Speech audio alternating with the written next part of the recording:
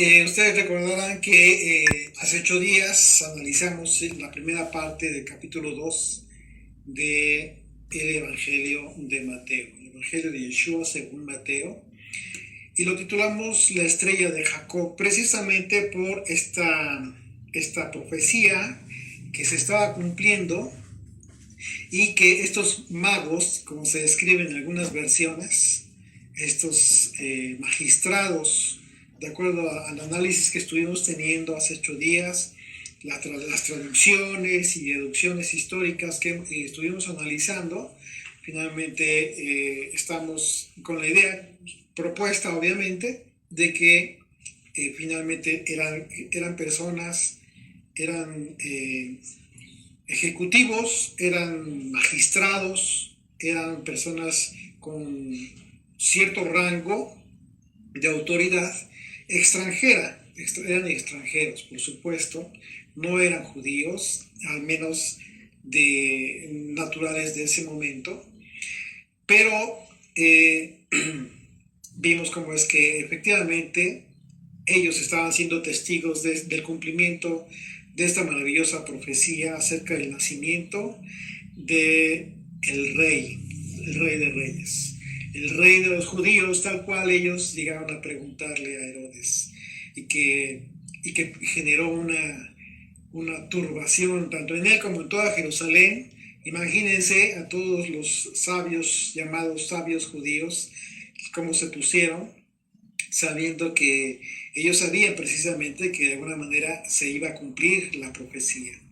Así es que en esta ocasión vamos a ver la segunda parte, en donde continúan estos acontecimientos, y Herodes tiene toda la intención de Satanás. Vamos a ver qué es lo que sucedió en el desarrollo de estos acontecimientos y con qué propósito Herodes se condujo. Acompáñenme ahí sus Biblias, por favor, en Mateo 2, versículo 8. A partir del versículo 8 vamos a continuar. Dice, y enviándolos, está hablando de estos magos por parte de Herodes, enviándolos a Belén, dijo, id allá y averiguad con diligencia acerca del niño, y cuando le halléis, hacedmelo saber, para que yo también vaya y le adore. Ninguna cosa más mentirosa que esta, por supuesto que no tenía ninguna intención de adorarle. Obviamente la intención de Herodes no era adorar a Yeshua. La palabra adorar implica, ¿qué es lo que implica adoración? Glorificar, proclamar. Sin embargo, en los versículos anteriores de este capítulo, nosotros vimos que Herodes se turbó, se inquietó demasiado, al igual que toda Jerusalén. Y en realidad lo que sucedería es que Herodes estaba buscando la forma de matar a Yeshua. Él quería matar al Hijo de Dios de forma literal. Recuerden que todos estos acontecimientos, a partir del nacimiento de Yeshua y un poco desde antes incluso, se comenzó a generar un movimiento espiritual en todo este entorno poderoso, por supuesto. Existe una profecía que habla de un dragón que esperaba que la mujer diera a luz para devorar al hijo tan pronto como naciese. Y esto lo vemos nosotros en Apocalipsis, la revelación de Jesucristo que le fue dada al apóstol Juan. Acompáñenme a Apocalipsis 12, por favor, ahí en sus Biblias. Y vamos a leer de los versículos 3 al versículo 5. Dice, también apareció otra señal en el cielo. Y es que aquí ya está hablando de otra señal, porque este capítulo 12 de Apocalipsis inicia con la señal de las estrellas que se veían en el cielo, que eran 12, etc. Pero es una referencia a una visión que tuvo en su momento José, hijo de Jacob. Pero vamos a centrarnos en a partir del versículo 3. Dice, también apareció otra señal en el cielo, he aquí un gran dragón escarlata. Y bueno, el color escarlata tiene mucha relación con el Imperio Romano, que tenía 7 cabezas y 10 cuernos, y en sus cabezas 7 diademas. Y su cola arrastraba la tercera parte de las estrellas del cielo y las arrojó sobre la tierra, y el dragón se paró frente a la mujer. Aquí vamos a poner atención. Dice, y el dragón se paró frente a la mujer que estaba para dar a luz. Vamos a ver los simbolismos a continuación. Voy a terminar de leer hasta el versículo 5. Dice, a fin de devorar a su hijo tan pronto como naciese. Y ella dio a luz un hijo varón, que regirá con vara de hierro a todas las naciones. Y su hijo fue arrebatado para Dios y para su trono. Es muy obvio, es muy claro. Ustedes ya se dieron cuenta que la profecía, por supuesto, que habla de Yeshua. En esta profecía el dragón es identificado como Satanás, que en los acontecimientos de Mateo capítulo 2 está representado por Herodes. La mujer, por un lado, por otro lado, ella a quien representa. Por un lado representa a María, a Miriam, ¿sí? Que daría a luz. Pero en otro aspecto también representa a Israel. A Israel. Pues, ¿por qué? Porque de Israel vendría el Mesías. Y de este aspecto específico hay varias profecías que se anuncian y que se repiten a partir de Génesis capítulo 3 versículo 15, acerca de esta profecía que se le dio a la serpiente como juicio por parte del Señor, en donde le dijo que su simiente estaría en confrontación por siempre con la simiente de la mujer. Estamos hablando precisamente de Israel y en este caso del Mesías como el Hijo, la simiente, Yeshua. Y en otro aspecto también representa a Israel. Entonces, o sea, se dan cuenta que por un lado estamos hablando de María, pero también estamos hablando de Israel. Y el Hijo, pues obviamente que representa a Yeshua, que de acuerdo a la profecía, la señal en el cielo, como la estrella de Jacob, apareció en el cielo, solo que aquí la profecía advierte la señal de Satanás como el dragón que él pretendería devorar a este niño que nació en Belén. Finalmente la mujer dio a luz un varón que regirá con vara de hierro a todas las naciones. Estamos hablando de Yeshua, y que en su momento sería arrebatado para Dios y para su trono, en el momento de su resurrección. Como vemos, la visión que le fue dada al apóstol Juan acerca de la revelación de Jesucristo implica el acontecimiento de lo que pretendía Herodes en realidad, pero en el momento en que ese hijo varón fue arrebatado para Dios, obviamente que no tuvo oportunidad. Y en los acontecimientos de Mateo, que está redactando Mateo, vamos a ver que se dan una serie de profecías muy interesantes que hablan de Egipto, que hablan del desierto, cómo fue que se llevaron a Yeshua, precisamente por aviso del ángel, etc. Continuamos ahí en el versículo 9 de Mateo 2.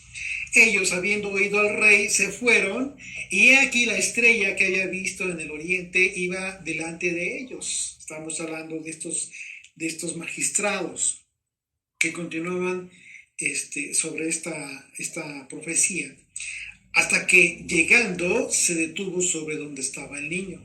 Y al ver la estrella, se regocijaron con muy grande gozo. Bueno, este acontecimiento es sorprendente si consideramos que los magistrados ya habían dicho, ya habían visto la estrella en el oriente, pero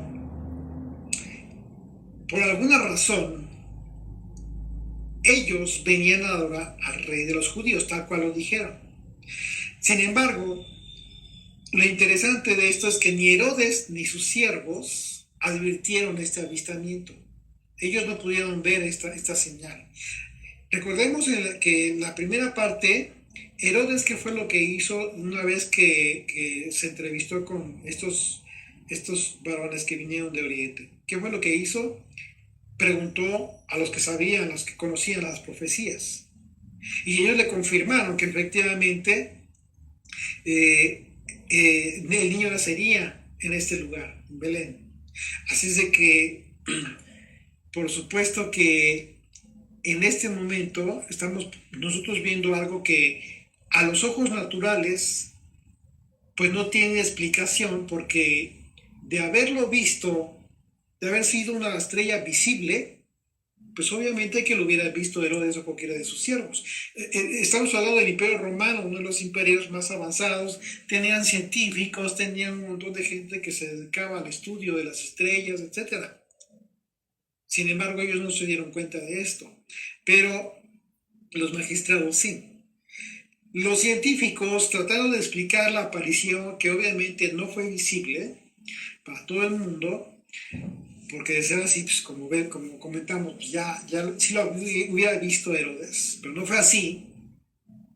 Ellos refieren que aproximadamente en el año 7 antes de Yeshua se alinearon 3 planetas en 3 ocasiones: Marte, Júpiter y Saturno, un fenómeno que se produjo en la constelación de Piscis.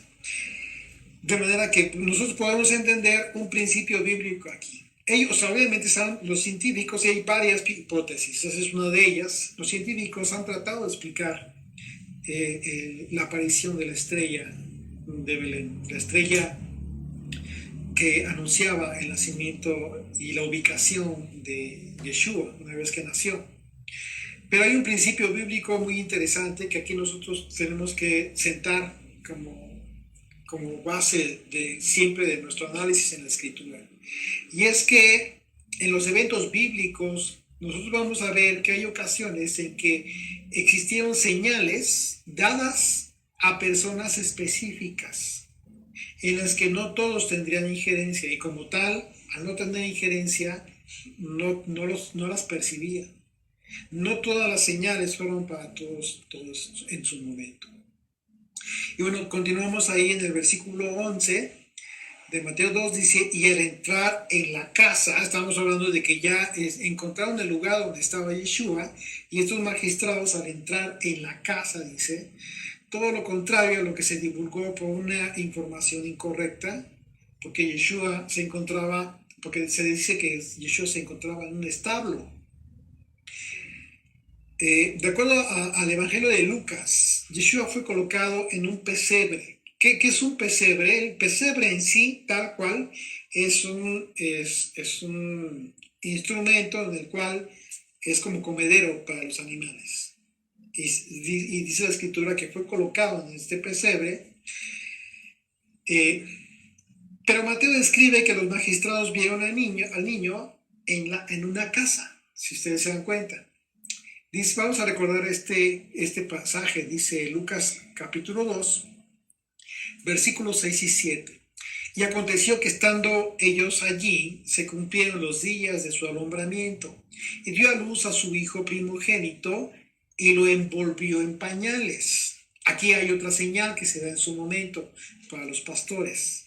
Dice, y lo envolvió en pañales y lo acostó en un pesebre, porque no había lugar para ellos en el mesón. Una posible explicación, o sea, ¿qué se entiende de la redacción de Lucas? En realidad se entiende, de acuerdo a la traducción que se hizo, que ellos se encontraban en un establo y que a Yeshua lo colocó, él fue colocado en un comedero de animales, ¿sí? Y bueno, si ustedes lo ven por ese lado y ustedes que ya tienen conocimiento de los simbolismos bíblicos y de las profecías, si nosotros queremos verlo de esa manera o pudiéramos considerarlo tal cual está la traducción, también podríamos considerar el simbolismo de lo que representa, a quién le daría de comer este niño. Bíblicamente hablando, acuérdense de lo que dijo Yeshua en relación a lo que tendríamos nosotros que aplicar nuestros recursos, lo que es comida, ¿sí? Y antes de que tú te convirtieras, antes de que tú conocieras a Yeshua y tu propósito divino en este mundo, vivías como ¿qué? Vivías como un animalito. O sea, esa es la razón y el concepto de los gentiles o extranjeros. En los estudios de Génesis estuvimos analizando el concepto de Goin, que es una palabra hebrea con la cual se describe a los extranjeros, pero que en un momento dado, ya viendo las traducciones y las palabras de Yeshua, incluso se les consideraba como perros, como animales, pero no en un sentido despectivo, ya lo analizamos también. ¿Por qué? Lo hemos analizado en los evangelios. Yeshua habla de los perrillos incluso, ¿no? ¿Por qué en ese sentido? Porque bíblicamente hablando, una persona que vive sin la ley de Dios en su vida, que vive fuera del gobierno de Dios, es decir, fuera de la ley de Moisés, significa que vive bajo sus propios instintos. Es decir, hoy en día la mayor parte de las personas que no conocen este tema, este tipo de vida, normalmente toman decisiones en base a lo que consideran ellos que es mejor para ellos, lo que más conviene en el momento. Eso es tomar decisiones por instinto, es instintivamente hablando. Y se considera algo lo más normal. Cuando tú te sometes a la ley de Dios y cumples, comienzas a cumplir, comienzas a vivir bajo la ley de Moisés, te das cuenta que vas a tener que tomar decisiones en ocasiones que no siempre tiene que ver con lo que más te conviene. Muchas veces vas a tener que tomar decisiones que no son convenientes, ya sea económicamente o materialmente hablando, etc. Pero que como estás sometido y tienes un voto de fe para cumplir la voluntad de Dios que está plasmada en la ley de Moisés, entonces te sometes y es lo que va guiando el curso de tu vida.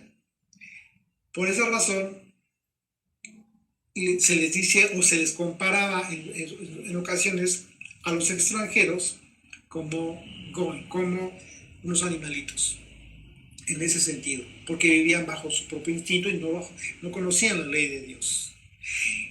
Entonces, si tú lo quieres ver en ese sentido, pues en un momento dado, ¿quién es el que te dio la vida? ¿Quién es el que te alimenta? ¿Quién es el que pues, es Yeshua, quien fue colocado en un comedero de animales, en un pesebre?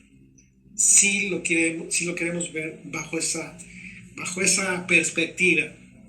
Ahora bien, otra explicación posible podría ser el que se tradujo quizás de forma equivocada y que en realidad se habla de un lugar que se ocupaba para habitar temporalmente. De acuerdo a la historia, a la época estimada en que nació Yeshua, él no fue en diciembre, obviamente, ya sabemos, ya también hemos estudiado este tema.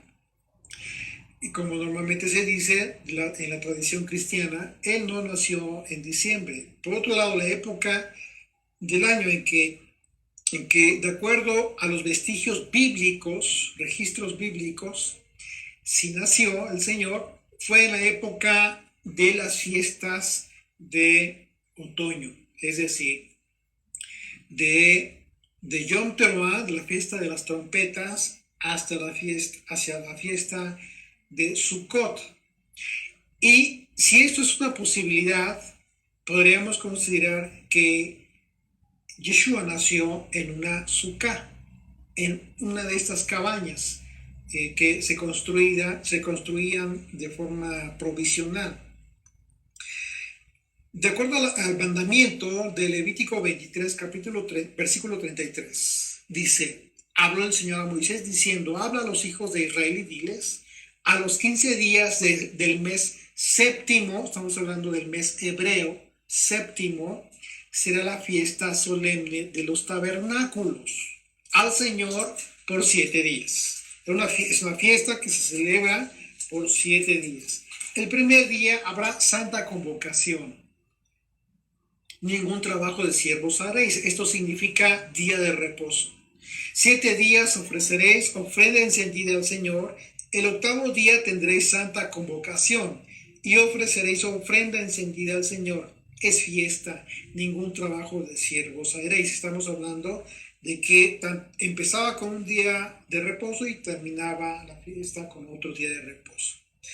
Y bueno, la palabra tabernáculo es la palabra hebrea sukkah, que significa morada, cabaña o enramada. La versión de Mateo de Shem Tov dice así: y ellos entraron en la casa y hallaron a Miriam, a Yeshua y a Miriam, su madre, y se arrodillaron delante de él, lo reverenciaron y abrieron sus sacos y le trajeron regalos de oro e incienso y mor, que en lengua extranjera es mirra.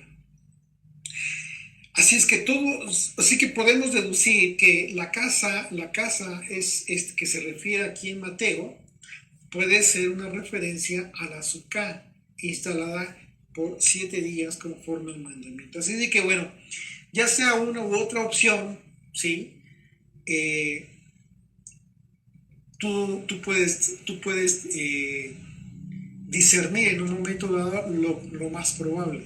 Yo considero que lo más probable fue que el Señor nació en la época de la fiesta de los tabernáculos, porque además hay otro determinado número de profecías que se cumplen en caso de ser así, acerca del tiempo del reino, porque la fiesta de Sukkot, de tabernáculos, es la última fiesta de las 7 fiestas anuales establecidas como mandamiento en Levítico capítulo 23.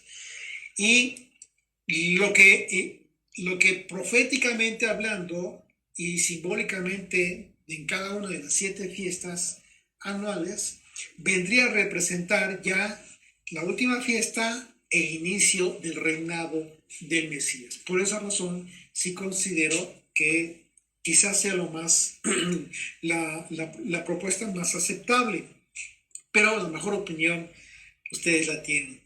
Versículo 11, continuamos ahí, Mateo 2, versículo 11 dice: vieron al niño con su madre María y postrándose lo adoraron.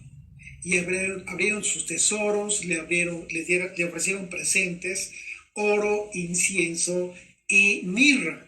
3 elementos, por supuesto, con mucho simbolismo.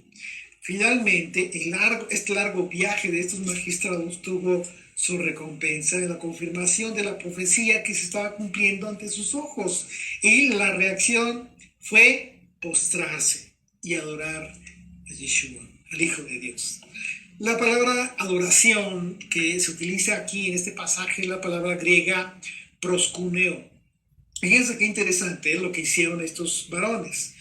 ¿Qué significa esta palabra en griego? Se traduce como besar, como si fuera el perro que lame. Fíjate a qué grado de humillación llegaron estos varones. Por esa razón se traduce de esta manera. Esto es muy interesante si nosotros consideramos que estas personas no eran judíos, para empezar, pero estaban adorando al rey de los judíos. Esto nos indica que al adorarle como el siervo ama a su amo, no puede haber otra explicación que eran ovejas perdidas de la casa de Israel, de las 12 tribus de Israel, que habiendo entendido ya la profecía en tierras lejanas por causa quizás de la enseñanza de Daniel, como lo analizamos en el estudio anterior de este mismo capítulo, porque hablamos de ese tema también, de la dispersión a Babilonia y del tiempo en que Daniel estuvo allá y obviamente estuvo ejerciendo su ministerio. Él fue un profeta, él jamás se alejó de Dios y todo lo contrario, enseñó las escrituras. Así es de que quizás las generaciones posteriores acudieron al cumplimiento de la profecía del nacimiento de Yeshua. Y estas eran las generaciones posteriores de los judíos, quizás que se quedaron en la dispersión de Babilonia. Porque recordemos que no todos, una vez que concluyó el cautiverio de Babilonia, no todo el pueblo judío regresó a Israel. Muchos se quedaron.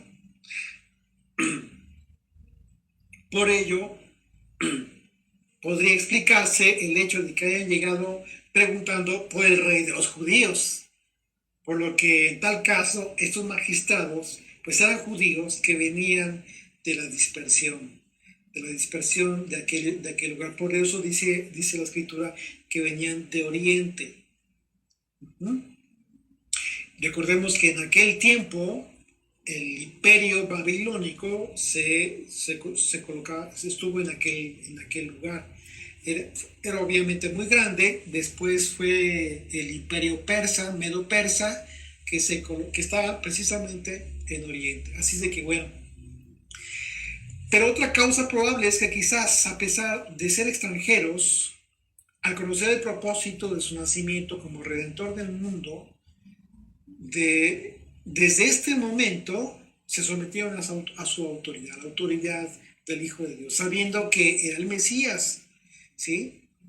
Así como tú y como yo, por ejemplo, que nos postramos delante de Yeshua, sin importar nuestra ascendencia.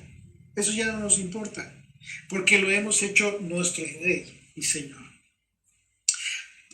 El otro aspecto también importante que no podemos dejar de analizar es el hecho que la escritura es muy clara al asegurar que los magistrados solo adoraron al niño. Esto es muy importante, porque de ninguna manera se refiere que hayan adorado o que le hayan rendido honores a María, la mamá. La escritura es muy clara. Pueden leer cualquier versión de la Biblia y no dice eso. Esto, por supuesto, que en obvia razón no justifica la adoración al culto que hoy se rinde a María como madre de Yeshua. Porque en el contexto de todas las escrituras y el propósito fundamental de la visita de estos magistrados, no fue el cumplimiento de la profecía que habla del nacimiento de Yeshua, del Mesías. Jamás en las profecías se habla del honor o de la honra o del culto a María, de ninguna manera. No existe ninguna profecía que describa que en algún tiempo María, como madre de Yeshua, fuera adorada o venerada. Y en este aspecto la escritura nos arroja un dato muy interesante. En el Evangelio de Juan, momentos antes de que Yeshua expirara ahí en la cruz, le dijo al apóstol Juan las siguientes palabras. Acompáñame a Juan 19 para que se den cuenta de estas palabras, que son muy importantes. En estas palabras se encierra el tema de la deidad de Jesucristo y su aspecto temporal, el aspecto temporal aquí en la tierra. Dice desde el versículo 24, dice: y así lo hicieron los soldados, estaban junto a la cruz de Yeshua, su madre, y la hermana de su madre, María, mujer de Cleofas, y María Magdalena. Cuando vio Yeshua a su madre y al discípulo a quien él amaba, es una referencia a Juan se describe así como el discípulo que amaba, que estaba presente, dijo a su madre, estamos hablando de las palabras de Yeshua, y no le dice mamá, le dice mujer, he aquí tu hijo. Después dijo al discípulo, he aquí tu madre. Y desde aquella hora el discípulo la recibió en su casa. Bueno, esta es una de varias razones por las que los apóstoles jamás le rindieron culto a María. Porque Yeshua, habiendo dejado, ¿qué fue lo que sucedió con Yeshua? Yeshua, para poder nacer de María, dejó su condición de deidad que tenía con el Padre. Yeshua es eterno. Jesucristo está con el Padre desde antes de la fundación del mundo. Pero llegó un momento en la historia del hombre en que se hizo carne para nacer de una mujer y cumplir todas las profecías. Pero esta condición sería temporal hasta el momento de su resurrección, momento en que volvería a estar a la diestra del Padre. Entonces, Aquí tenemos que entender varios aspectos. Esto nos indica que María solo cumplió con el propósito de albergar en su vientre al Hijo de Dios. Y eso, por supuesto, que fue mucha honra, pero no a grado de rendirle culto. Las escrituras, tú jamás vas a encontrar en las escrituras, en la Biblia, en tu Biblia, algún registro de esto. Recordemos además, por otro lado, que Yeshua no provino de la semilla de hombre, sino del Espíritu Santo. Fue un depósito, Miriam, un vaso de honra, en donde fue depositada esta semilla, que no era semilla. Por esa razón, José no era su padre. Lo crió como si fuera su padre, lo cuidó como si fuera su propio padre, igual y Miriam. Pero en realidad no vino de semilla de hombre. Una vez más, se actualiza la hipótesis, la profecía, de que nosotros vimos anunciada desde Génesis capítulo 3, versículo 15, en donde el Señor, el Eterno, le dice a la serpiente que la semilla de la mujer tendrá enemistad con la semilla de la serpiente por sierva. Así es de que, bueno, resulta pues muy interesante este tema. De manera que a pesar de que María tuvo entonces otros hijos, como lo vemos en los evangelios, que sí fueron de la semilla de José, la explicación, o más bien la expresión de Yeshua en este momento, implicaría que Juan tomaría el lugar de Yeshua en un aspecto terrenal, como hijo de María. ¿Sí? Así es que el culto a María no se justifica a la luz de las propias escrituras. Y hay, por supuesto, muchos otros argumentos que no es el tema, pero bueno, este tema resulta importante porque es muy claro que estos varones que vinieron de Oriente solo le rindieron culto al Rey, al Hijo de Dios. Verso 11, y ahí continuamos en el versículo 11, dice, y abriendo sus tesoros le ofrecieron presentes, oro, incienso y mirra. ¿El oro qué representa? El oro representa la realeza, por cuanto que estaban ante el Rey de Reyes y Señor de Señores. No podía ser menor regalo.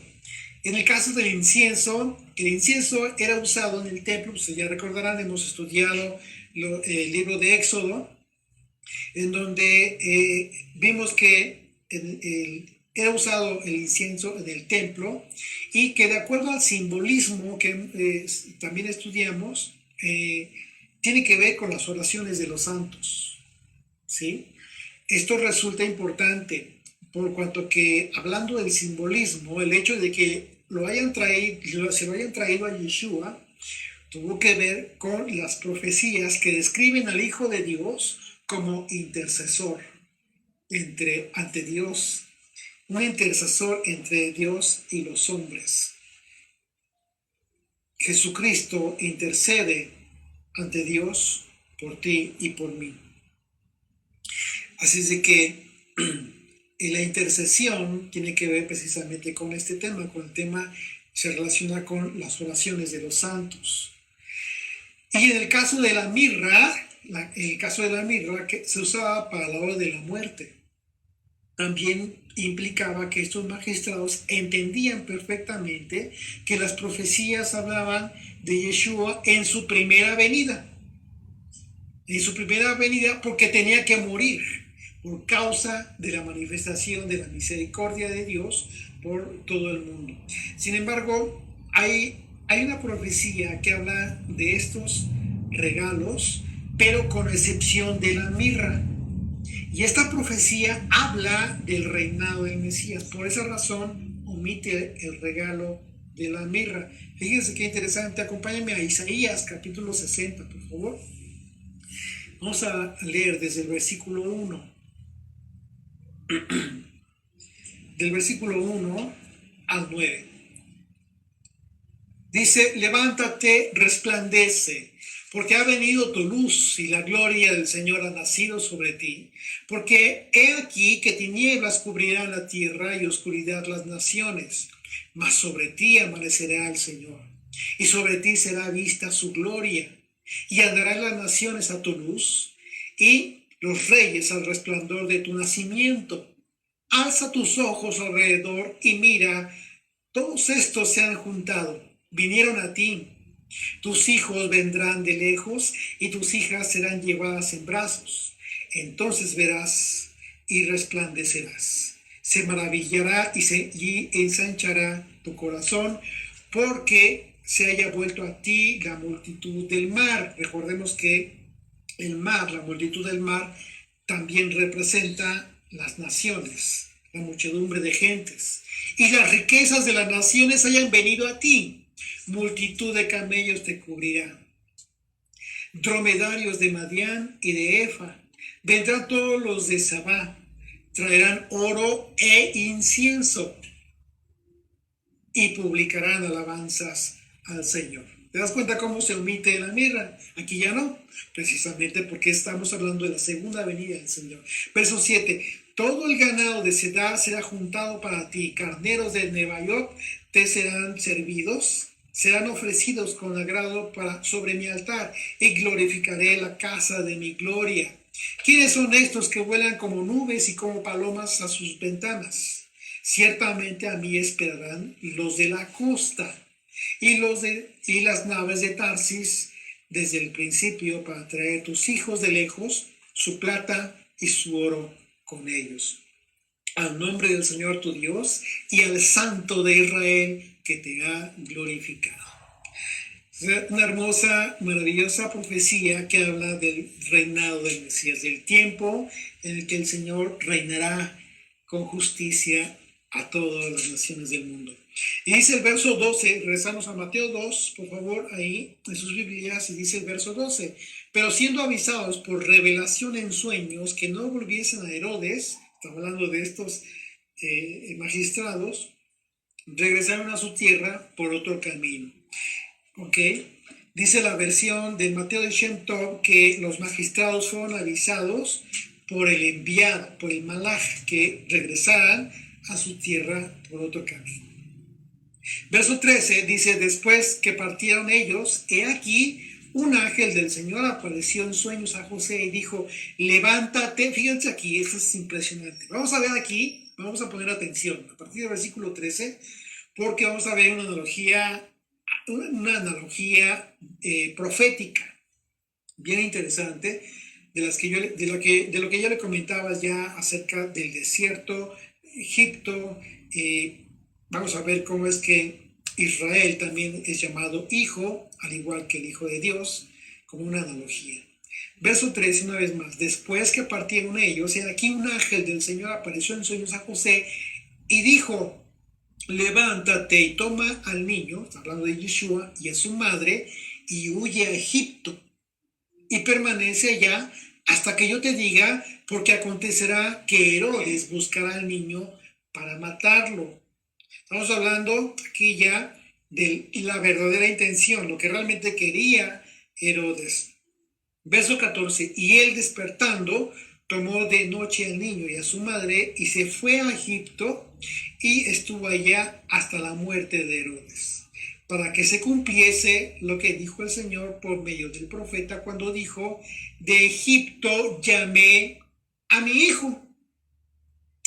¿Cómo? ¿Por qué Mateo le aplica la profecía de la salida de Israel de la esclavitud de Egipto a Yeshua? Bueno, efectivamente, como ya lo habíamos advertido, primeramente Herodes esperaba la oportunidad para matar a Yeshua, como una analogía de la profecía por la que se anuncia que el dragón, que es Satanás, esperaba el momento en que la mujer diera luz, como una alusión a la nación de Israel como la madre, y a Yeshua, que vendría de Israel, el hijo, efectivamente. Así que Mateo refiere a la profecía de Oseas. Él está hablando, Mateo en este momento está hablando de la profecía de Oseas, por lo que se habla de Israel como hijo de Dios. Y la razón es porque bíblicamente Yeshua, el Hijo de Dios, como el Mesías, es una analogía de Israel en cuanto al primogénito de Dios. Vamos a recordar por qué Oseas habla de esta manera de Israel. Vamos a Éxodo, acompáñenme a Éxodo, por favor, en sus Biblias, capítulo 4. Y vamos a leer a partir del versículo 22. Dice, y dirás a Faraón, es cuando el Señor le está dando instrucciones a Moisés acerca de lo que le tenía que decir a Faraón, dice, para liberar a Israel. Dice, y dirás a Faraón, el Señor ha dicho así, Israel es mi hijo, mi primogénito. Fíjate cómo se refiere Dios a Israel. Ya te he dicho que dejes ir a mi hijo para que me sirva. Esta palabra servir en el hebreo tiene que ver con adoración, para que me adore, dice, mas no has querido dejarlo ir, he aquí que voy a matar a tu hijo, tu primogénito. Y bueno, fue cumplido precisamente con la última de las pandemias, la última de las epidemias que llegaron a Egipto, que fue precisamente la muerte de los primogénitos de Egipto. Esa es la razón por la que Mateo cita la profecía de Oseas, porque Oseas recuerda aquel evento de la liberación de Egipto. Fíjense lo que dice Oseas, el profeta. Ahora vamos a Oseas capítulo 11, por favor. Recuerden que les dije que en Mateo vamos a ver mucha profecía. Y miren, es maravilloso porque es la única manera en que te quede clara la escritura. No se trata de suponer, ni de pensar cómo fueron los eventos.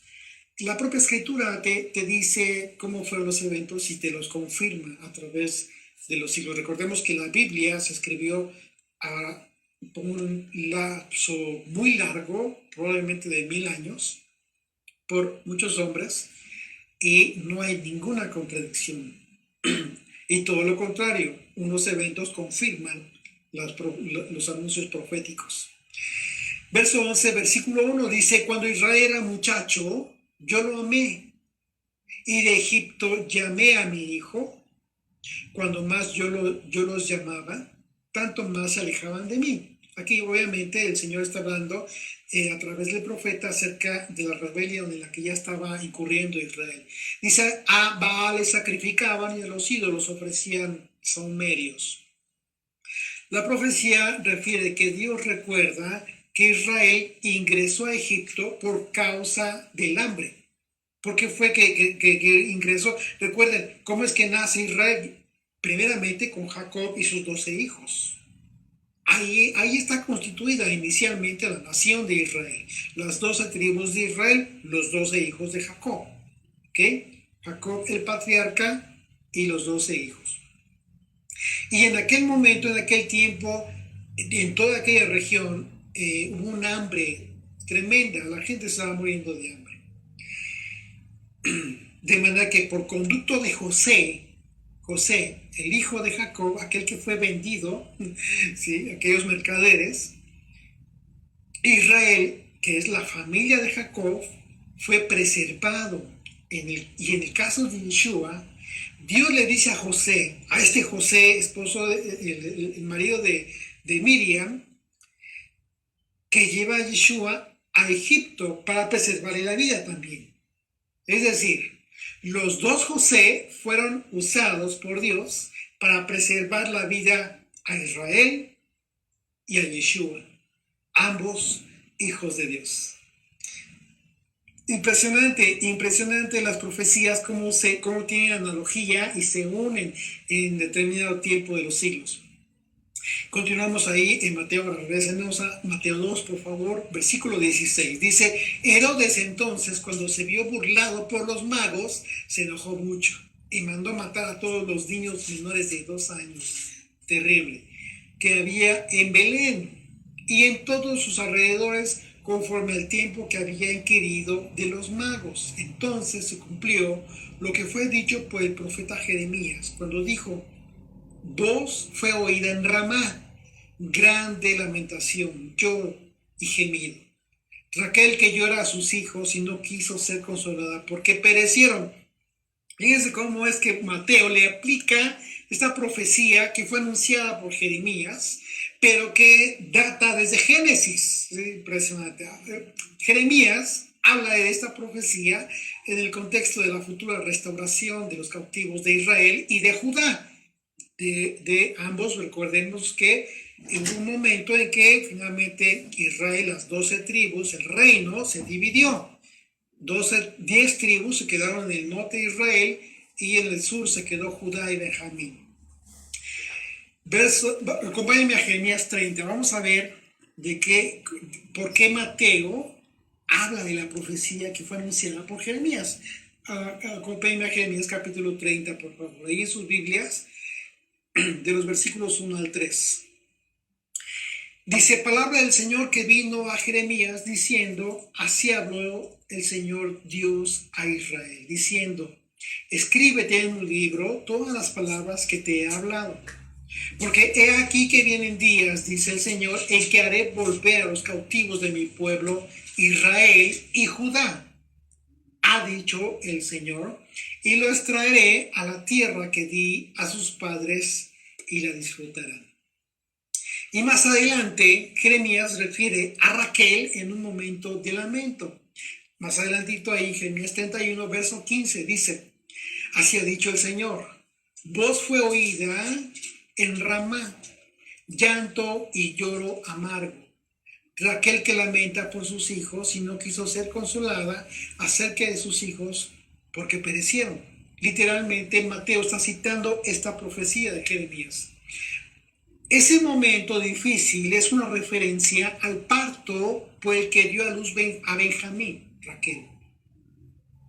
Pero que lamentablemente Raquel perdía la vida y que de acuerdo a la escritura fue enterrada justo en Ramá, como efectivamente lo cita Jeremías y como también lo refiere Mateo.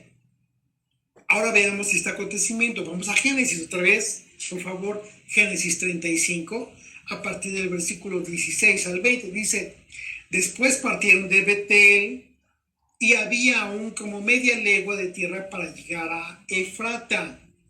Ya estaban dirigiéndose al lugar en que nacería Yeshua, Jesucristo. Cuando dio a luz Raquel y hubo trabajo en su parto, que significa que se puso difícil. Verso 17, aconteció, como había trabajo en su parto, que le dijo a la partera, no temas, que también tendrás este hijo. Y aconteció que al salírsele el alma, que murió, llamó su nombre Benoni, mas su padre lo llamó Benjamín. Jacob le puso por nombre Benjamín. Así murió Raquel, dice el verso 19, y fue sepultada en el camino de Efrata, la cual es Belén. ¿Te das cuenta? Justo el lugar donde fueron matados todos estos niños que, de acuerdo al tiempo del nacimiento de Yeshua, tuvieron la edad. Y levantó Jacob un pilar sobre su sepultura.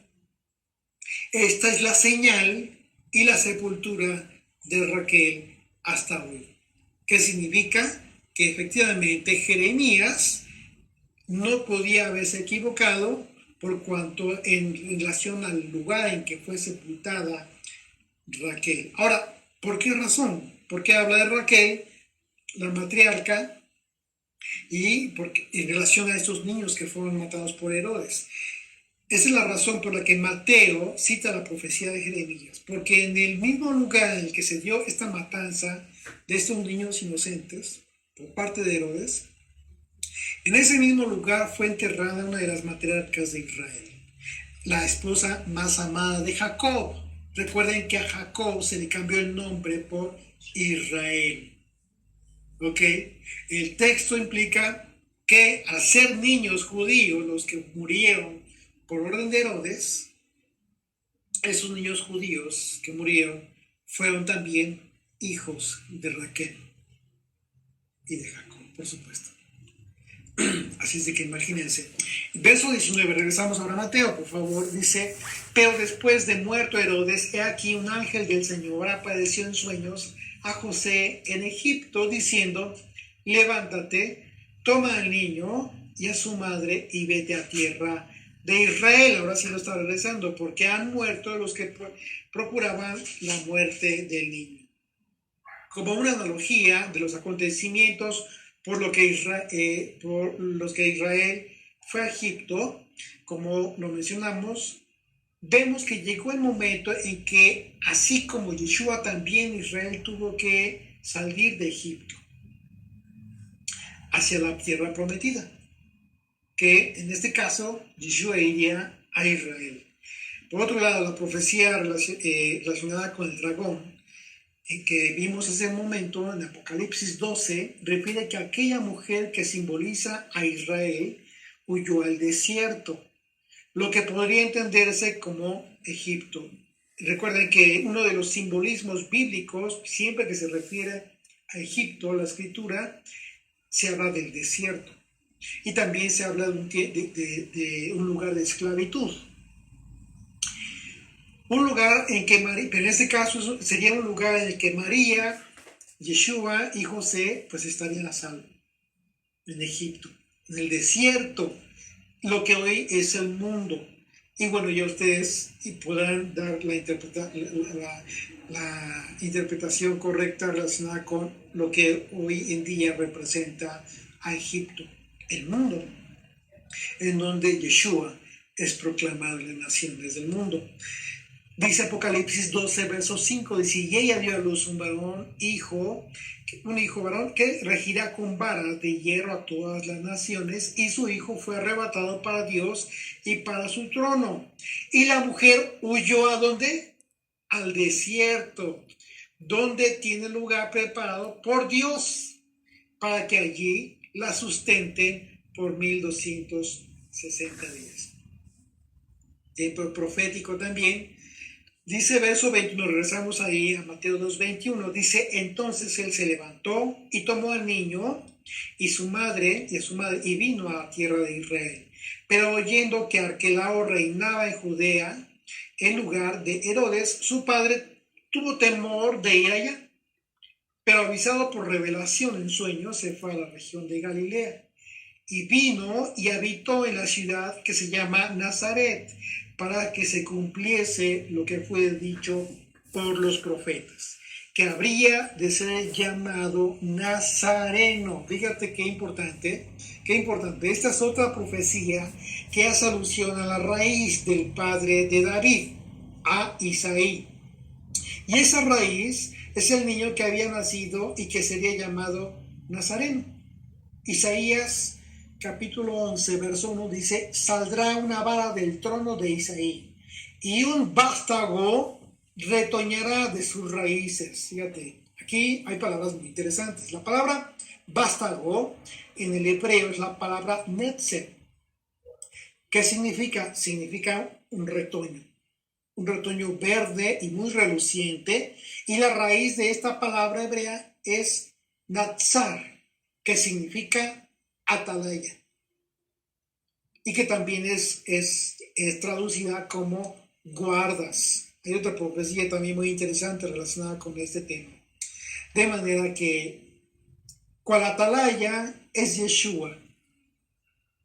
Si tú te estás dando cuenta, al final del capítulo 2 de Mateo dice, y vino y habitó en la ciudad que se llama Nazaret, para que se cumpliese otra profecía, lo que fue dicho por los profetas, que había de ser llamado el Nazareno, un atalaya, que de manera que si Yeshua es el atalaya, entonces escuchemos y guardemos su mensaje, porque son las buenas nuevas de salvación para todo aquel que anhela su regreso. Él dijo, yo, Yeshua, he enviado mi ángel para daros testimonio de estas cosas en las iglesias. Yo soy la raíz y el linaje de David, la estrella resplandeciente de la mañana. El espíritu y la esposa dicen, ven, y el que oye, diga, ven. Y el que tiene sed, venga, y el que quiera, tome del agua de la vida gratuitamente.